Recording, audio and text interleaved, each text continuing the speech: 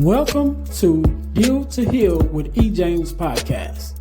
On this podcast, my guest and I will discuss topics and ways to help us to heal in every area of our lives. I believe that everyone can live a life that is happy, healthy, and whole. So I'm on a mission to help people to deal, heal, and fulfill. Deal with your problem, heal from the pain, and fulfill your purpose. Thanks for tuning in. Let's get to it.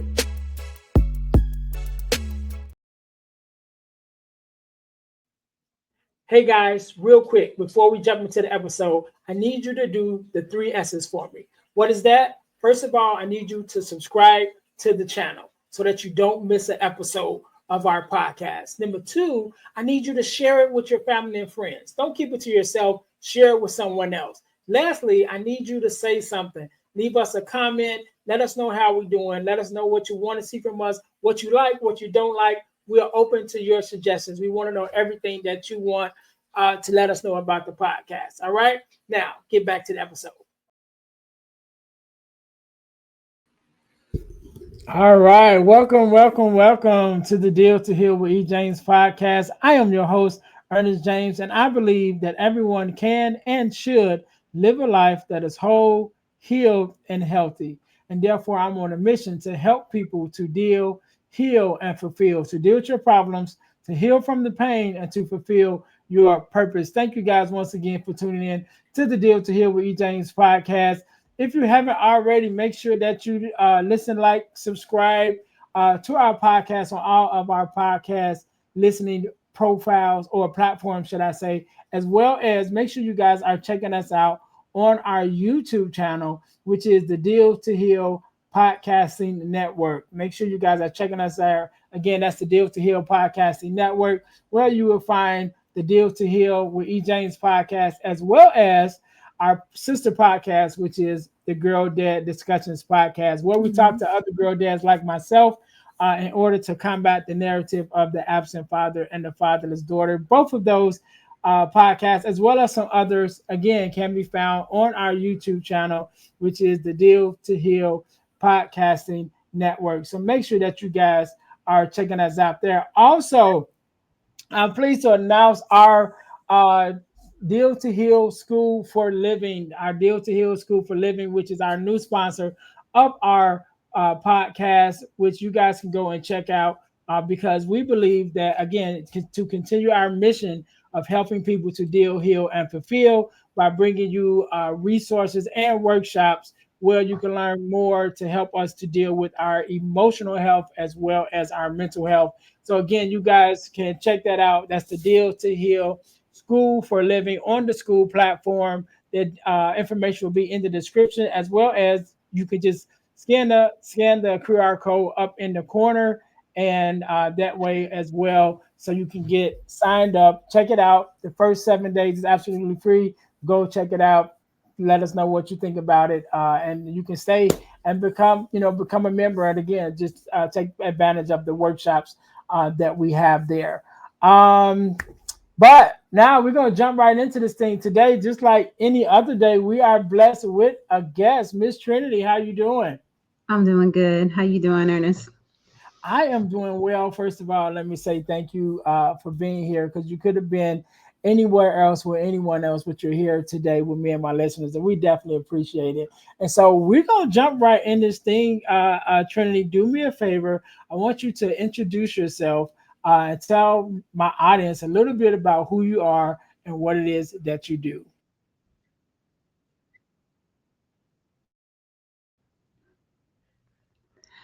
Well, and I'm also known as Trinity Speaks. I'm a resilient expert and a inspirational speaker. I've been speaking all over the country. I've done simulcasts that have aired all over the world.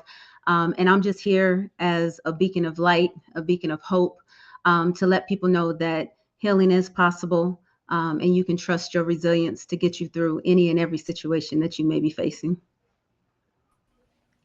I love that. And this is the place for healing. So we can talk about healing all day long.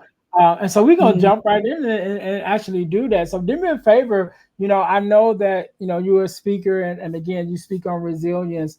But I know that there's always a story before the story, right? There's Hmm. always a story before the version of you that stands before us now, what's in the making, should I say. So tell us a little bit about your story. Just go back as far as you're willing to tell us about who Trinity is and what was that transformation that kind of brought you into who you are today. Okay. Um, well, I always tell folks it always starts with my name. I was born on April 3rd at 3:13 in the morning in the presence of three people. I was born in a little house on La Brea. My daddy wanted us born at home. And the first thing my father did when I was born was blow marijuana smoke into my mouth and put cocaine on my gums. They said I slept for 3 days, and when I woke up, they named me Trinity. So three is definitely my number. Um, growing up in LA wasn't easy. We moved around a lot. I would say I've lived in almost every part of Los Angeles. And my father was a heroin addict. My mother, more than being addicted to any particular drug, was definitely addicted to the men that she was with. Um, my father was very abusive, so it wasn't uncommon for me to experience domestic violence. And then when I was 9 years old, one of my sisters was murdered by my mother's boyfriend. And a year after that, we were put into foster care. So I've had a lot of lived experience in dealing with trials, tribulations, tragedy, trauma. But one thing that I've always been told was that I was resilient.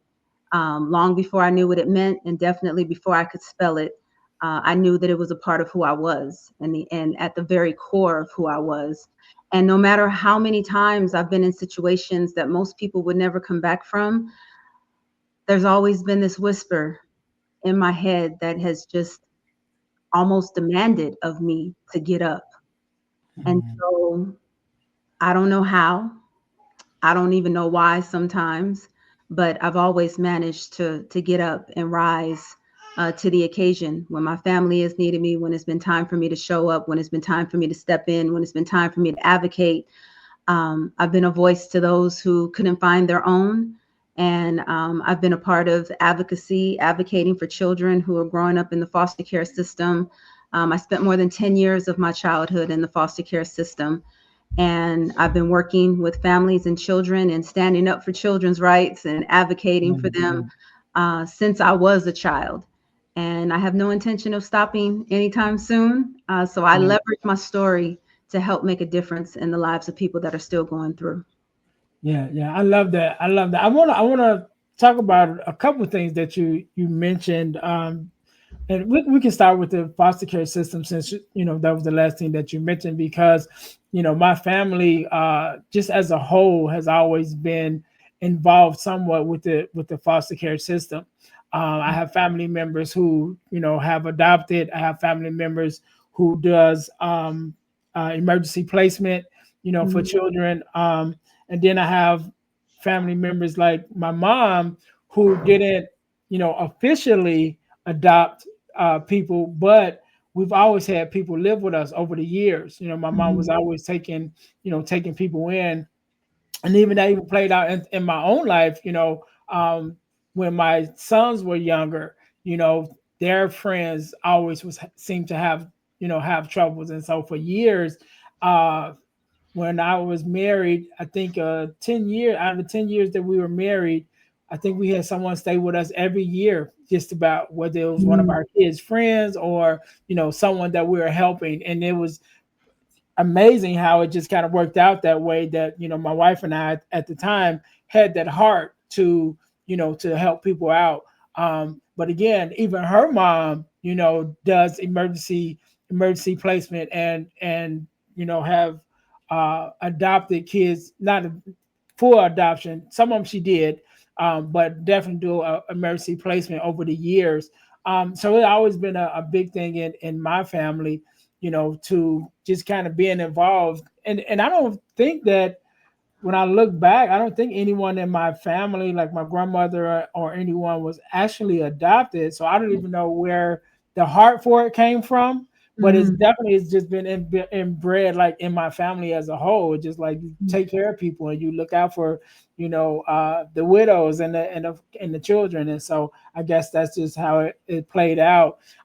So even in your work there, I definitely know that there is some work that needs to be done. It Mhm. is a broken system in Mhm. some in some spaces. And so even in your work as advocating on behalf of those who are in the system, what has been some of the things that you've been worked on, or you've had the privilege to stand up and say, hey, this part here needs to be addressed? I think my proudest accomplishment in that arena would definitely be my contributions to Assembly Bill AB 1987, the Siblings Act bill. Mm, And it was a bill that I worked on with a number of different people that fought for siblings to be for more of an effort for siblings in foster care to be placed together. It yeah. required social workers, judges, attorneys, everyone involved in that placement realm of foster care to take more of make more of an effort to place siblings together. And if we couldn't get them together in the same home, at least put them in the same community so maybe they can go to the same schools, they can see Mhm. each other on a regular basis. Visitation isn't as hard. And since then, there's been other bills that focused on visitation and things of that nature. But the reason why AB 1987, the Siblings Act bill, is so special to me is because it was numbered after the year that my sister Righteousness was murdered. Yeah. And losing her, especially the way that we lost her, definitely had a significant impact on my relationship with my siblings and the importance of us being together and seeing each other. I'm the oldest of seven girls, and I was very, very, very parentified. I was their second mom. Mm, And the day that we pulled up when my sister Righteousness was killed, as we navigated through that street, my mom rolled down her window and asked one of our neighbors what happened. And she said, "It's one of your babies." And when she said, "It's one of your babies," I jumped out the car and went running mm, back to our house as if it was one of my babies, because they were essentially my reason for not giving up, my reason for living, my reason for not joining gangs, my reasons for not wearing makeup too soon, my reason for a lot of different things. And so that's why that bill meant so much to me, because it definitely signified the significance of the sibling relationship that I strive to have with my younger sisters. And we were initially all separated. mm. And then slowly we got placed all in the same foster home, and we were able to grow up the rest of our time together. Yeah, yeah, and I know that's still a thing even now, because even some of my loved ones have been facing sort of the same thing. And again, there has been some strife that's been made, even like with some of my loved ones and the kids that they foster, or the kids that they take in for emergency placements for longer periods of time, that they do have contact with like the other sibling and the other person who may have taken in the other sibling, where they do try to make sure that those siblings have time together, whether they come, to the house for the holidays or whatever, but they do try to make sure that they have that time together. And, even some of my family that's involved in it has been asked, multiple times, like, all right, could you take more than one? You know what I'm saying? And they're like, Mhm. I already have like multiple kids that I'm taking care of. And some there have been times where they have had, brothers and sisters and things of that nature.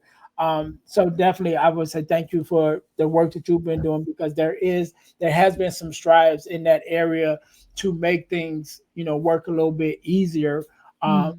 for the siblings that are in foster care, to stay together, and not lose each other, because I definitely know that can be a definite hardship, besides already being in foster care, but then to be separated, from the only family that you have. And unfortunately, if the communication is not there, if the records are not kept, then you could very much lose your sibling, and not know Mhm. where they are. So I will again say thank you for the work that you guys did, um, to make sure that that's more accessible now, and Mhm. more of a thing, to try their best to keep the kids together. Mhm. I want to talk a little bit. You mentioned about your sister. and my condolences. But I want to talk a little bit about that because that kind of brings me to a thing as with you being the oldest and definitely being, the second mom. I am one of nine siblings, and so I have three older sisters, and so I definitely know, how that was growing up when my mom and dad would be gone, whatever they're doing. And then, my older sisters, especially the two oldest, were like the moms, you know what I mean? And they were Mhm. like, keep everything in order and making sure we did whatever we are supposed to do. And thankful for us, and this is something that, even recently is playing out in our, just in our circles, where we have to give thanks that we haven't lost a sibling, because Mhm. we have family members and friends who have lost siblings, you know Mhm. and just knowing the closest that we are as a family, just not trying to imagine what that would do to us, as siblings, if we were to lose one. But I want to talk to you a little bit, because I know that, like you said, you pulled up, and when they said it was one of your babies, you jumped out the car because it definitely felt like one of your babies, even though it was one of your siblings. I want to talk a little bit about the grief of that moment, right?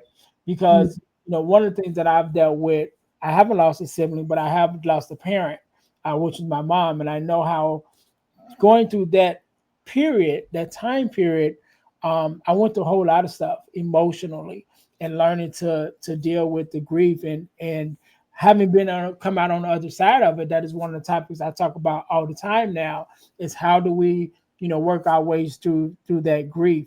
And so, Mhm. even as your family as a whole, but definitely as you begin to kind of work your way through that experience, how was that experience with you, with, I won't say experiencing grief for the first time, because I don't know if that was the first time, but definitely Mhm. experiencing it, firsthand yourself. And then how also did it kind of work its way with the rest of the family? How did everybody kind of process that grief?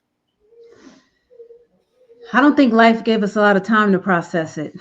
Um, I know for me, it made me hold on tighter. It made me more protective. Um,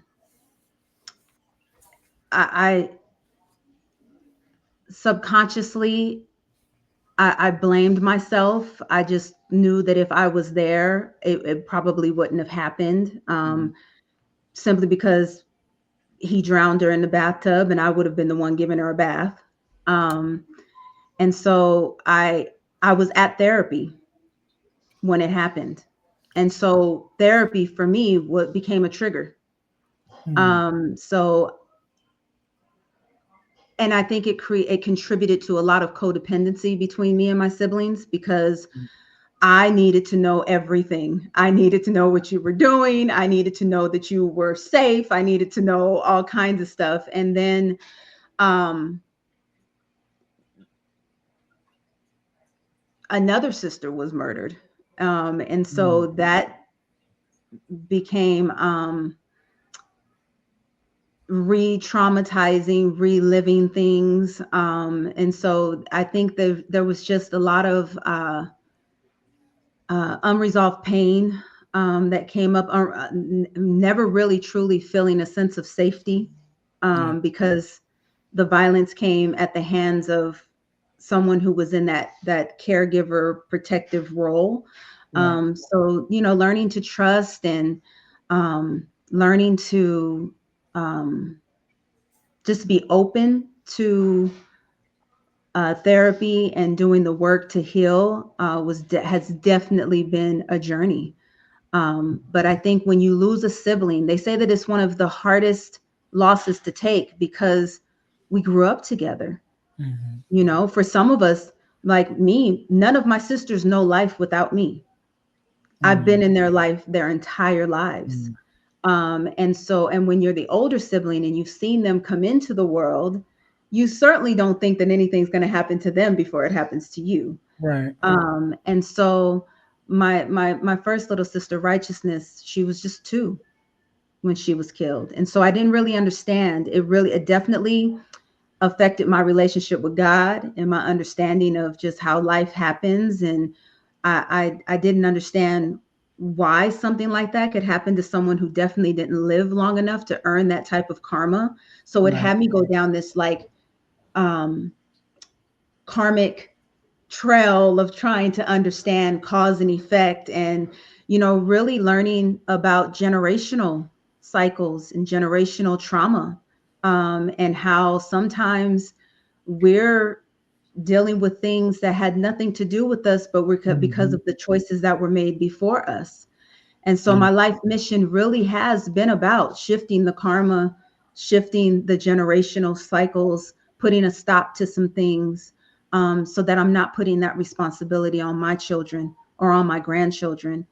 And I'm so proud of myself and proud of my children for having a willingness to understand Mhm. why it's so important to me that they continue to break these generational cycles. And I even have conversations with my grandchildren. Um, I will say that the loss that I've experienced has definitely shaped me as a mother, and for certain has impacted the relationship that I have with my granddaughters. Um, and again, I have to say that I'm proud of myself and I'm proud of my children, because when I listen to my granddaughter's laughter, when I see them swimming in our pool, when I hear them just singing, they're so free Mhm. and they feel safe and they know they're safe. They know that nothing is going to happen to them on my watch.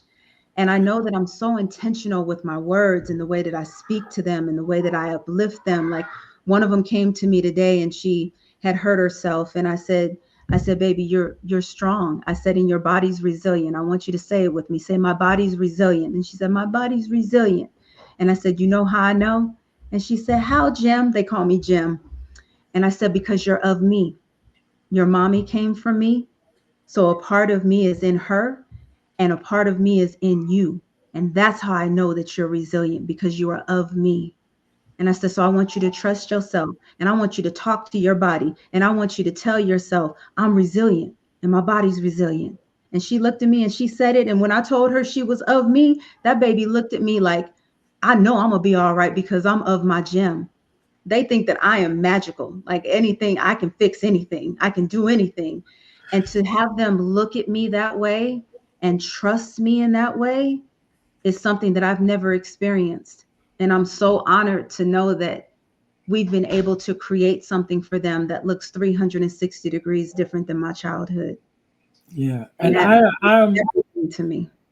yeah, and I'm proud of you for that as well, because a lot of times there are different things that we lose with each generation because of the Mhm. experiences that we have, and sometimes it's even in that quest to do things better Mhm. that we change some things to make some things better, but then we kind of lose other things along the way, right? And so I'll give you part of the reason why I say that, because even in my own family, we went through a part when I was younger.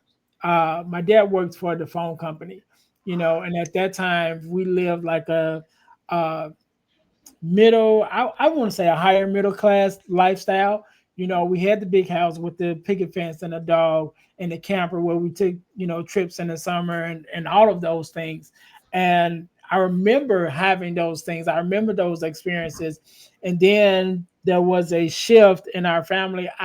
I was young at the time, so I don't even know what all happened, but I know it was over a process of a couple of years that we ended up losing everything, right? Mhm. So again, I got 9 siblings. So you got a husband, a wife, and 9 siblings, right? And we go from this lifestyle where we have our own everything and we're like very comfortable in everything, to a husband, a wife, 9 siblings sleeping in one bedroom in your mom's house, right? Which is my grandmother's house, and just imagining how that, affected my dad. But my parents kind of rebuilt over the years. And Mhm. as we struggled, we moved out of my grandmother's house. We moved into this house that really should have been torn down. You know what I mean? But it was a space, and my dad worked on this space over the years to make it, basically rebuilding into a full house where we all lived comfortably. But that struggle for those years, that it was where we lived at, we lived on a plot of land that my grandmother on my mom's side owned. And it was a nice sized plot of land, but there's only like two houses on this whole plot of land.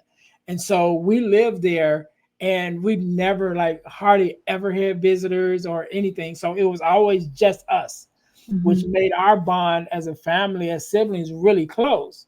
Well, as we began to grow up and have kids and have our own families, our bond didn't necessarily transfer to our children, and as much as we try to, like, hey, you got to stick together, and you got to, we they haven't experienced what we experienced. So Mhm. that same bond, even though some of the things that my mom put in place, we still do. My mom, one of the things that she did, we couldn't, it was nine of us.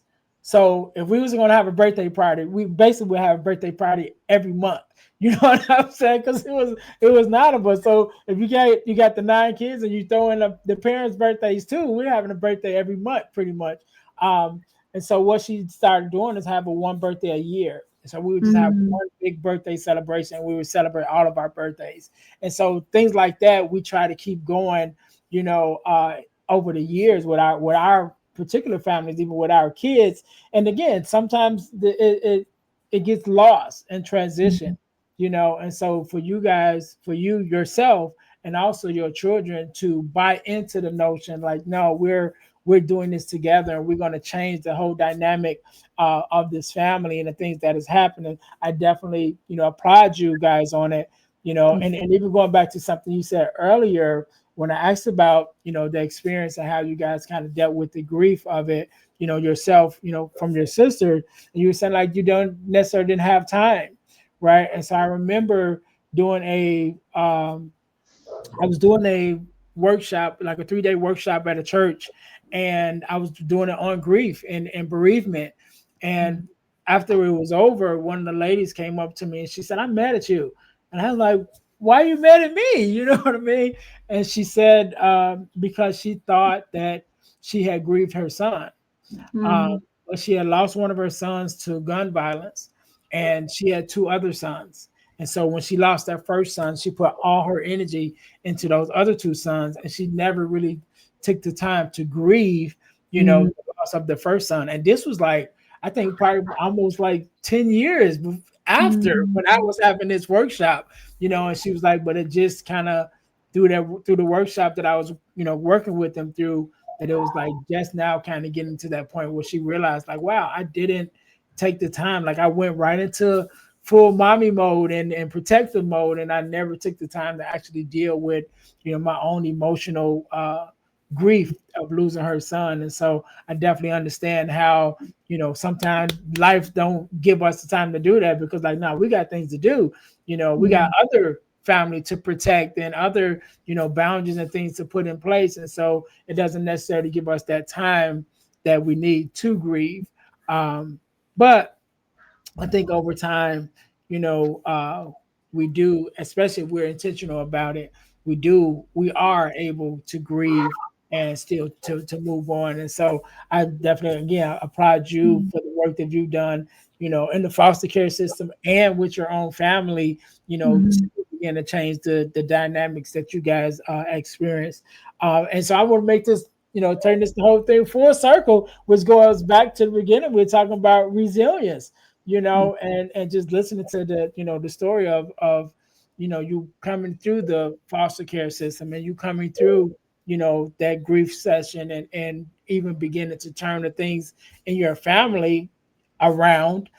Definitely I can see how, yeah, that Trinity turn turning that thing through full circle. And so just when you are now as a speaker, and you're going into the schools and to kind of talk to the students about being resilient, and using your story as a backstory, what has been some of the things that you've even been able to share with them, and ways that can help them to become resilient of themselves as well? I'm known for telling them tough times don't last, tough people do. And this period of 0 to 18 is a very short period in your life in comparison to the rest of the life that you have to live. And I always tell them that I would never ask them to do anything that I haven't done, I'm not doing, or I'm not willing to do. Mm-hmm. Um, in 2021, my husband was killed in a very tragic accident, Mm-hmm. and I didn't think that I would have anything left to give. And when it came to talking to youth in particular, I felt like I couldn't look them in the eye anymore and tell them that everything was going to be okay. Mm-hmm. I felt like I wasn't able to confidently tell them, just hang on. One day you're going to look up and you're going to be so glad that you didn't give up. Because I couldn't believe that I was living that nightmare again. You know, somebody had asked me after he died, what is the one thing that you've learned about grief? And I said, I used to think that I was really good at it, and there were so many people in my life that were like, if anybody can get through this, she can. One, I didn't want to. Mm-hmm. I never wanted to know life without my husband. Even when we went through our rough patches, I still never wanted to know life without him. And he was so instrumental in my healing. You talk about you and your wife had never lived alone. I was with my husband from the time I was 17, and we got married when I was 20, and we never lived alone. We always had one of my siblings or my nieces, Mm-hmm. someone living with us taking care of family, Mm-hmm. us living what we felt was important, showing up for our family. I'm 47 years old. I'll be 48 in April, and I have never lived by myself. Um, and you were talking about a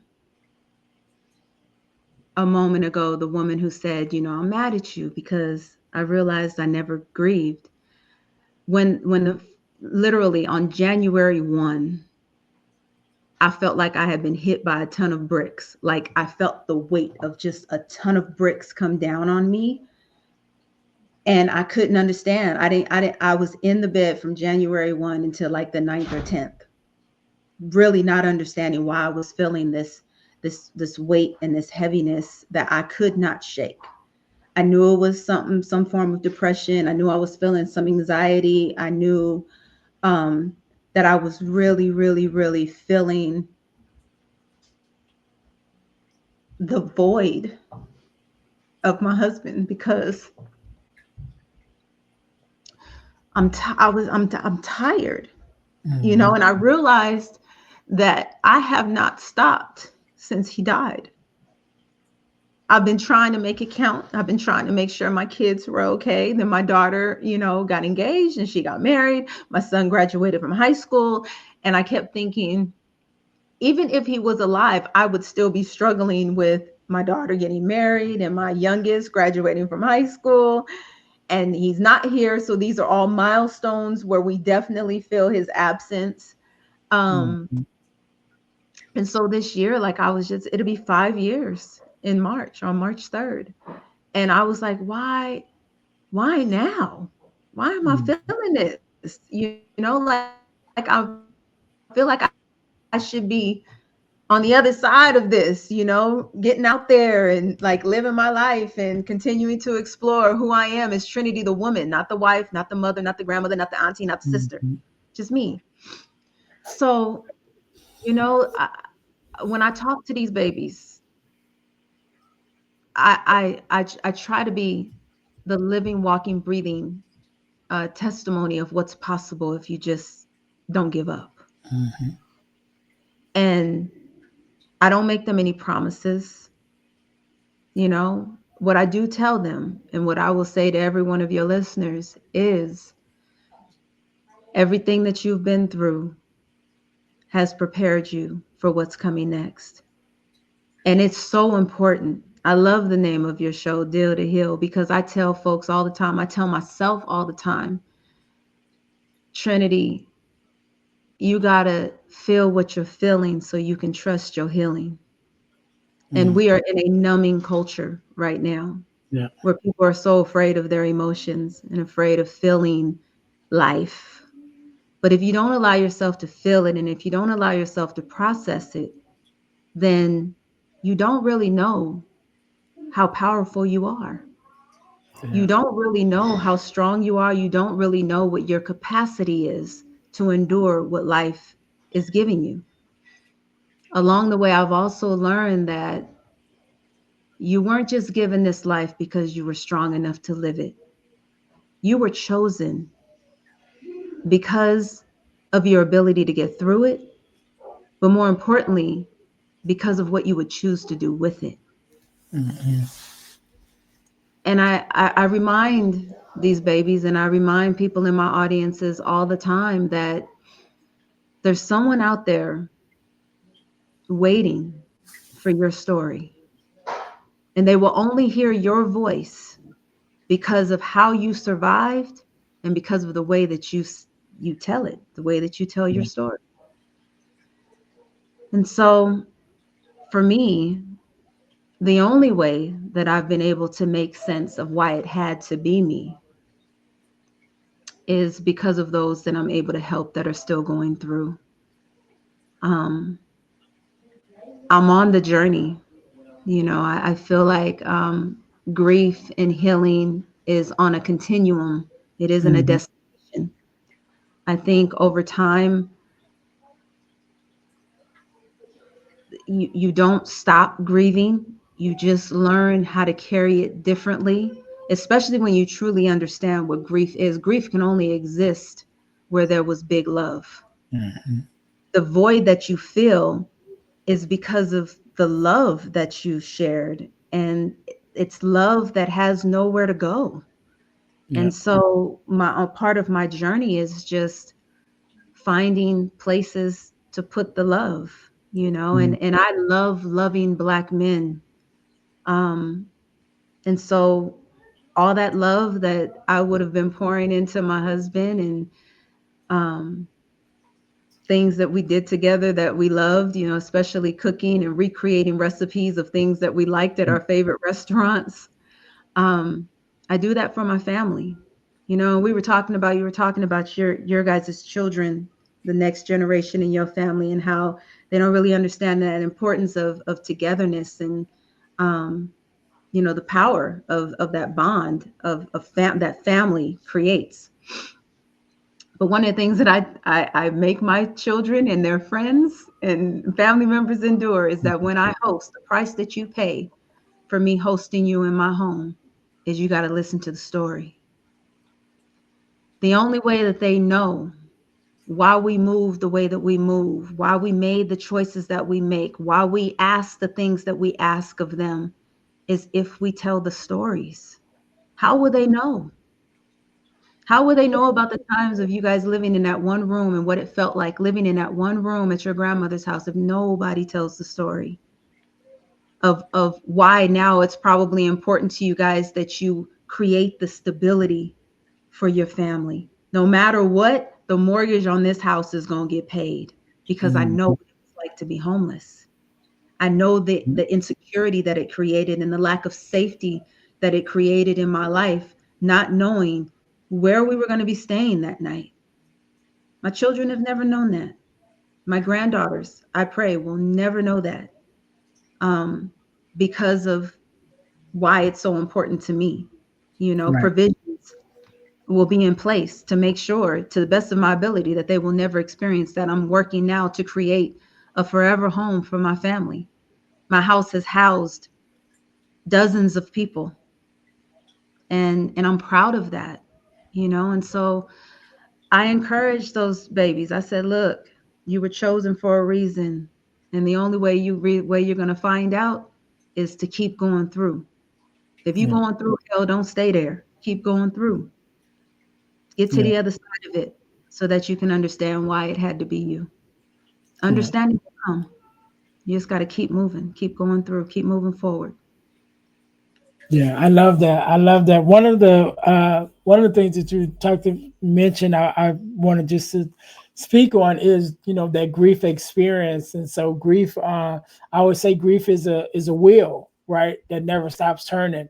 And depending on the road that you're traveling on, your experiences will change, because sometimes you're on a smooth road and you think you got it all together and you experience everything grief has to offer you, and then that road turns into a country road with big Mhm. potholes, and all of a sudden now you're like, you're And going through all these tumbleweed. different things. Yeah, and you're like, what happened? Like you said, I thought I was done with this, I thought I was over, and the grief was like, no, I'm just coming back around. You know what I mean? And so we definitely have to understand that, like, it's not a destination, like it's a never ending journey, and it's how that you take the journey that makes it easier for you. If you can't, you got to make time for it, you got to make space for it, because it's going to happen. You're going to have those thoughts, you're going to have those triggers, whether it's a smell or a food or a place that just take you back to somewhere. It's like, man, I remember. And so we got to make sure that we understand that grief is a wheel, and it Mhm. never stops turning once you get on it. Unfortunately, none of us, you know, uh, volunteer to get on the hamster wheel, but Mhm. sometimes we fall in there and we find our way on it. And so we just got to learn to walk with grief and allow it to become your companion, because it's not going anywhere. You know what I mean? You just got to kind Mhm. of go through it. Also, I want to just touch on something else that you said about sharing the stories, Mhm. and when I talked about, again, with my mom and us, staying in this house and all of the different things.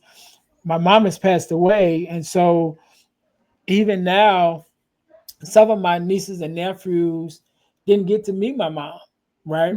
Mhm. My daughter doesn't remember my mom because she was still really young when my mom passed away, and so again, telling those stories, because my mom was such a big person in our lives, and also she was a pastor too, so she kind of played two roles. Like, she's the main, she's the queen of our home, but then she's the queen in our spiritual life too, and so she played two roles. So her presence in our family was like really big, and so those my daughter and my nieces and nephews, and even some of our grand nieces and nephews and grandchildren, they never get to meet my mom, but they get to Mhm. hear all the stories, because Mhm. she plays such a pivotal part in so many people's lives that she's well represented in the stories. But again, like you said, we got to keep telling those stories so that they don't forget.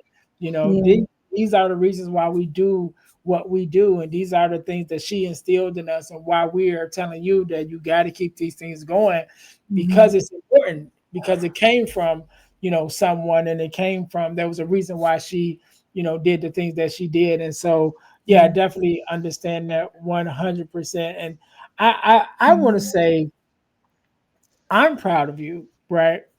Just Thank from, you. I'm listening to your story, and I'm listening to the insight that you have, and I know some of it comes with age and experiencing the different things that we experience, but I'm just listening to you, and even in your voice, and even as you begin to walk through, and I'm just like, yeah, I'm proud of you for the things Mhm.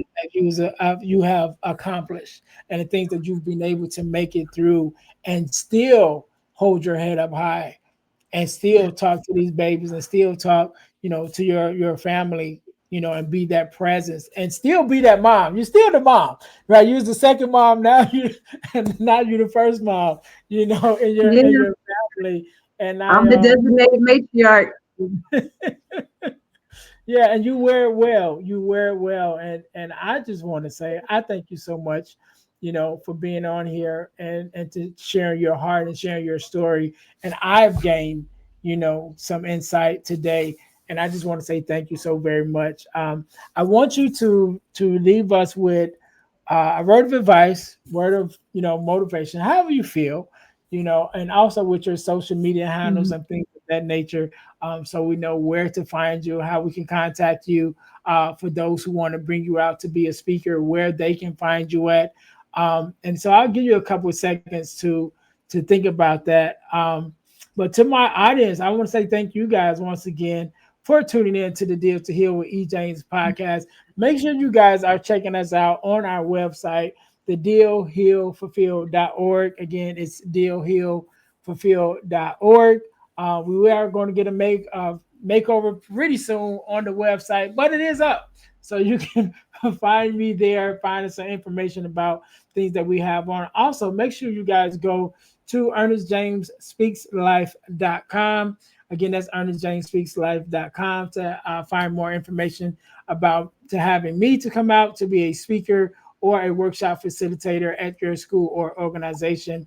You can find that there. Also, ebooks by ejames.com.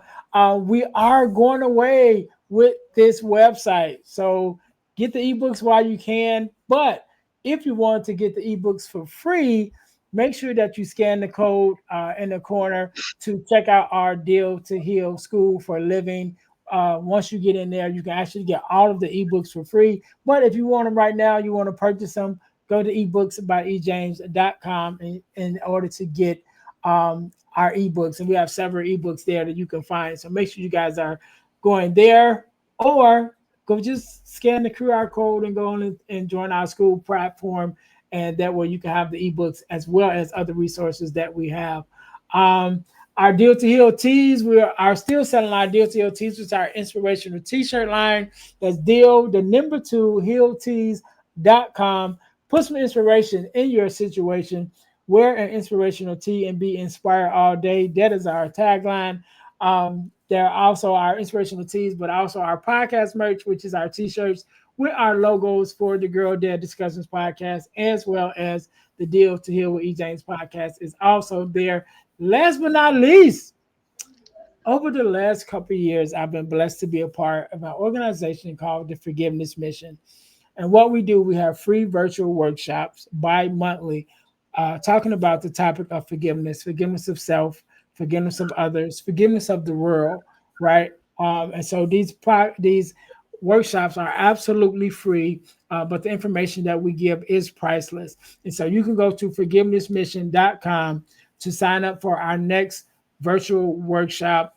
Whenever you listen to this podcast, there's either one that's just ended or there's one coming up. So you guys can go to forgivenessmission.com to sign up for our next virtual workshop. So make sure you guys do that. Also, one of the other things I want to bring to that we just started our non-for-profit organization, which is Deal to Heal the World Incorporated. So right now we are taking donations to help us bring more free resources to our community, whether it's workshops, whether it's food, whether it's clothing, however we feel the need is for the community. We want to be able to do more. So again, the links will be in the description. You guys can go down in order to give to the Deal to Heal the World Incorporated, so we can do more work in the community. Trinity, once again, I want to say thank you so very much for being on. Thank you for gracing us with your spirit, with your story, and everything that you do. I definitely appreciate you. I want you to have the last word, so the floor is yours. Thank you for having me. It's really an honor and a privilege to be here talking about such an important subject for healing. And I just want all of you guys to know that everything that you've been through has prepared you for what's coming next.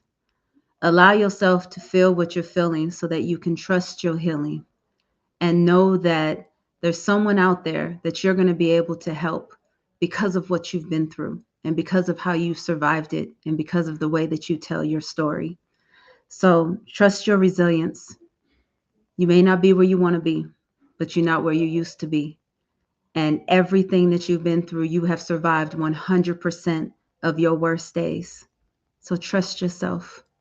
Show yourself some grace and know that no matter what you've been through or no matter what's coming next, you've got this. So do the work and Watch how the healing brings about a version of you that even you couldn't imagine or dream of becoming. So I wish everyone the absolute best. And if you need me, I'm Trinity Speaks on Facebook and Instagram. I'm Trinity Speaks Official on TikTok and YouTube. And my website is trinityspeaks.com. Feel free to reach out anytime. Take care. All right, and we can't end it no better than that. To my listeners, thank you guys once again for tuning in to the Deal to Heal with E. James podcast, where our mission is to help you to deal, heal, and fulfill, to deal with your problems, to heal from the pain, and to fulfill your purpose. Until next time, you guys be blessed. Thanks for listening to the Deal to Heal with E. James podcast. Remember to listen, like, subscribe, and share. This episode has been brought to you by Deal to Heal Teas. Put some inspiration in your situation. Wear an inspirational tea and be inspired all day. Let's go to dealtohealteas.myshopify.com. Remember, our mission is to help you to deal, heal, and fulfill. Deal with your problem, heal from the pain, and fulfill your purpose. Thanks for listening.